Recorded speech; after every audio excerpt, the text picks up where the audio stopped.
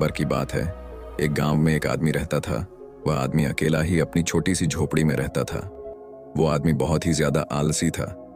वो कोई काम नहीं करता था। वह एकदम निठल्ला और नकारा था। बस वह हमेशा ऐसे मौके की खोज में रहता कि कहीं से खाना मिल जाए। तो एक दिन जब वो आदमी खाने की तलाश में भटक रहा था, तभी उसे एक आम का बगीचा दिखता है। वह कई दिनों से भूखा था, इसीलिए वह खाने की तलाश में बगीचे के अंदर चला जाता है। वह जाकर वह देखता है कि बगीचे में अलग अलग और बहुत सारे पेड़ थे। तो वह एक पेड़ पर चढ़ जाता है। वह जैसे ही फल तोड़ने वाला होता है, लेकिन तभी अचानक वहां पर उस बगीचे का मालिक आ जाता है और उस आदमी को पेड़ पर चढ़ता हुआ देख लेते हैं और वह गुस्सा हो जाते हैं और उस आदमी को चिल्लाते हुए नीचे आने के लिए कहता है। लेकिन यह आदमी बगीचे के मालिक को देखकर डर जाता है और नीचे आने से मना कर देता है।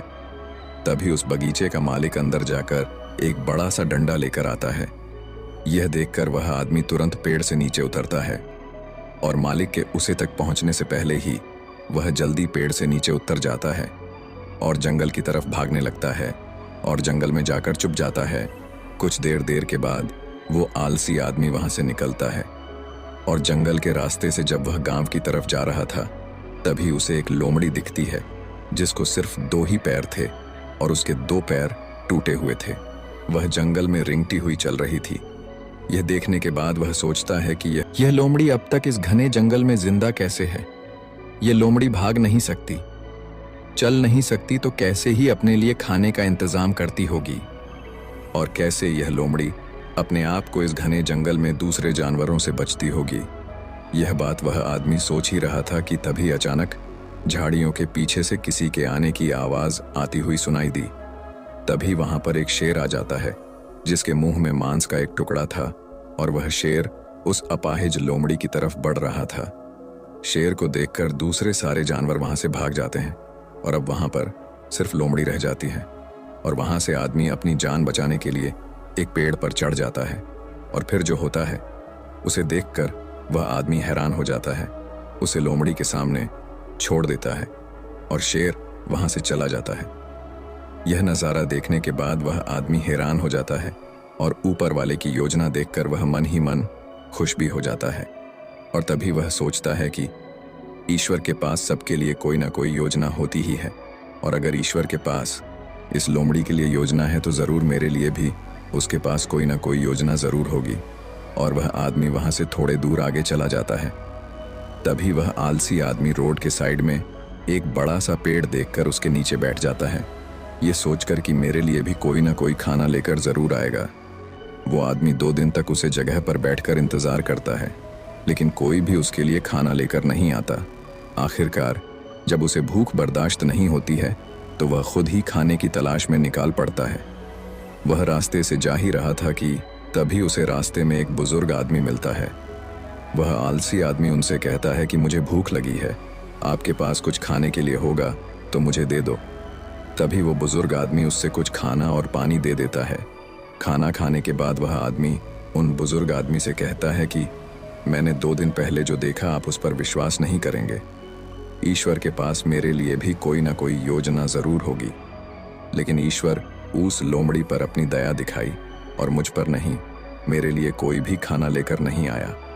तभी उन बुजुर्ग आदमी ने मुस्कुराते हुए कहा, यह सच है कि ईश्वर के पास सभी के लिए कोई ना कोई योजना तो ज़रूर होती है और तुम्हारे लिए भी है, लेकिन तुमने उसे गलत तरीके से समझ लिया।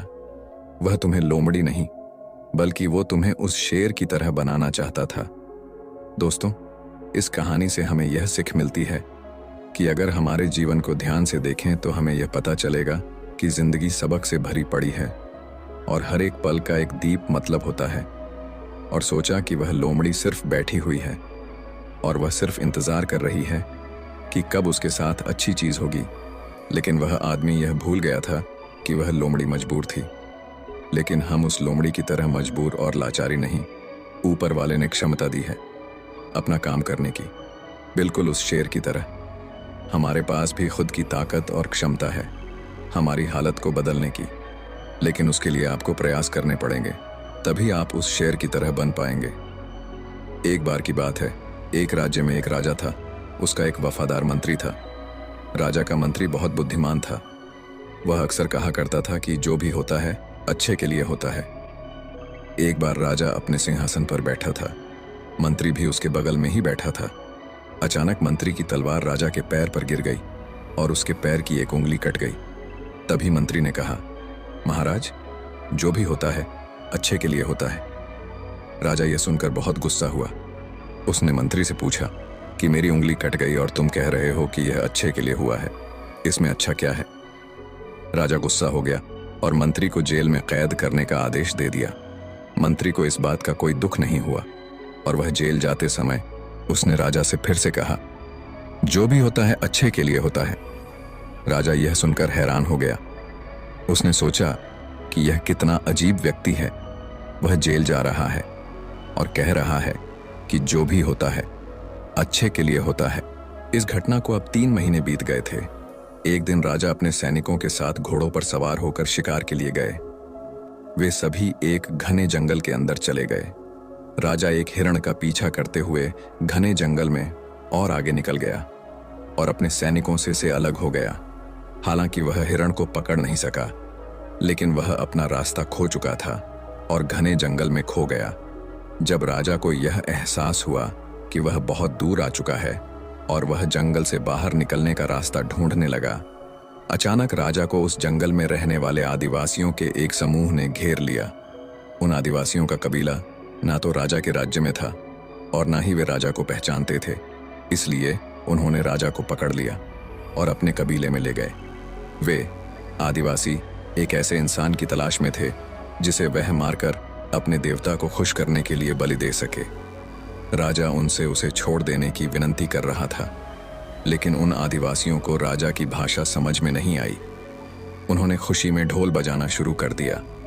उन्होंने राजा को अपने कबीले में ले आए, उसे नए कपड़े पहनाए, उसके गले में फूलों की माला डाली गई और उसे बलि के लिए तैयार किया। ठीक उसी समय जब वह राजा को मारने वाले थे, कबीले के मुखिया ने देखा कि राजा के पैर की एक उंगली कटी हुई है। यह देखकर उसने सभी ढोल बजाने वालों को आदेश दिया और राजा की बलि देने से रोक दिया और कहा, इस मनुष्य की बलि नहीं दी जा सकती क्योंकि यह अधूरा है, और यदि अधूरे मनुष्य की बलि दी जाती है तो देवता खुश होने की जगह गुस्सा हो जाएंगे। इसीलिए उन्होंने राजा को छोड़ने का निर्णय ले लिया। राजा खुशी खुशी जंगल से अपने महल में लौट आया। वापस आकर उसने सोचा कि यदि मेरे पैर की एक अंगुली कटी नहीं होती तो वे आदिवासी आज मुझे मार देते। इसका मतलब मंत्री सही था, जो भी हुआ अच्छे के लिए हुआ। राजा ने सिपाहियों को तुरंत आदेश दिया कि मंत्री को जेल से बाहर निकालो। उसने मंत्री को उसका मंत्री पद वापस दे दिया और मंत्री से पूछा, मुझे बताओ कि उस दिन मेरी उंगली कटी थी और यह मेरे भले के लिए हुआ। मैं यह समझ गया हूं, लेकिन आप 3 महीने जेल में रहे और आपको इतना कष्ट सहना पड़ा। आपके साथ तो बहुत बुरा हुआ। मंत्री मुस्कुराया और कहा, महाराज, मैं आपका प्रधानमंत्री था और मैं हमेशा आपके साथ रहता था। यदि मैं जेल में नहीं होता तो उस दिन भी आपके साथ होता। महाराज, आपकी कटी उंगली देखकर उन्होंने आपको छोड़ दिया, लेकिन मेरा शरीर पूर्ण था और यदि मैं आपके साथ होता तो वह मेरी बलि जरूर दे देते। इसलिए अच्छा हुआ कि मैं उस दिन आपके साथ नहीं था और मैं जेल में था। इससे आपकी जान बच गई और मेरी भी जान बच गई। इसलिए मैं हमेशा कहता हूं कि जो भी होता है अच्छा होता है। दोस्तों, अगर हम अपने जीवन में देखें तो पाएंगे कि हमारे जीवन में भी कई बार ऐसा समय आता है जब हमें लगता है कि हमारे साथ बहुत बुरा हो रहा है या ऐसा नहीं होना चाहिए था। लेकिन कुछ समय के बाद अगर हम पीछे मुड़कर देखते हैं तो हमें लगता है कि उस समय जो भी हुआ वह अच्छे के लिए हुआ। दरअसल हम प्रत्येक घटना को अपनी बुद्धि से आंकने का प्रयास करते हैं, लेकिन वास्तव में हमारी बुद्धि भी सीमित होती है। हम अपनी सीमित बुद्धि से किसी घटना के उचित या अनुचित होने का आकलन नहीं कर सकते। पूरा संसार कर्म पर आधारित है। जो अच्छे कर्म करता है उसे सुख मिलता है और जो बुरे कर्म करता है उसे दुख मिलता है। इसलिए अगर आप किसी दुखद दौर से गुजर रहे हैं तो हमेशा याद रखें कि आपके बुरे कर्म कट रहे हैं और प्रकृति आपको आपके बुरे कर्मों का फल देकर हर समय उन्नति की ओर ले जा रही है। यह सृष्टि हमारे दुश्मनों द्वारा नहीं बनाई गई है, इसलिए इस दुनिया में कुछ भी गलत नहीं हो सकता। इसलिए अपने दिमाग से ये ख्याल निकाल दीजिए कि आपके साथ कुछ बुरा हो सकता है, और हमेशा याद रखिए कि कभी कभी जो भी होता है अच्छे के लिए ही होता है। दोस्तों, आपने आज के इस वीडियो से क्या सीखा वह मुझे आप कमेंट में बता सकते हैं। ठीक बाद चैनल को सब्सक्राइब करें। तो चलिए फिर मिलते हैं ऐसी एक और नई वीडियो में एक नए मैसेज के साथ। तब तक के लिए अपना ख्याल रखें। धन्यवाद और नमो बुद्धाय।